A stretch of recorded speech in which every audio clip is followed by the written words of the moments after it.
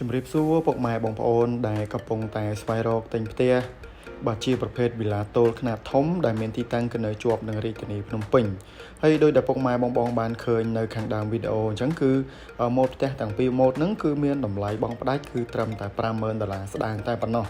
ដែលម៉ូតផ្ទះទាំងពីរម៉ូតនេះគឺសាងសង់នៅលើទំហំដីក្បាល10ម៉ែត្របណ្ដោយ20ម៉ែត្រនិងទំហំផ្ទះគឺបាន8ម៉ែត្រគុណនឹង13ម៉ែត្រកន្លះដែលនៅខាងក្នុងផ្ទះគឺមាន3បន្ទប់គេង4បន្ទប់ទឹកបន្ទប់ទទួលភ្ញៀវមួយនិងផ្ទះបាយមួយផងដែរសម្រាប់នៅខាងមុខផ្ទះគឺនៅសល់ដី7ម៉ែត្រនិងកន្លែងចតរថយន្តគឺពុកម៉ែបងបងអាចចតបាន2គ្រឿងនិងនៅសល់ដីខាងក្រោយ2ម៉ែត្រនិងសងខាងម្ខាង1ម៉ែត្រនិងម្ខាង2ម៉ែត្រដែលឃើញមានសភាពធំទូលាយនិងស្រស់ស្អាតងាយស្រួលក្នុងការរស់នៅមែនទែន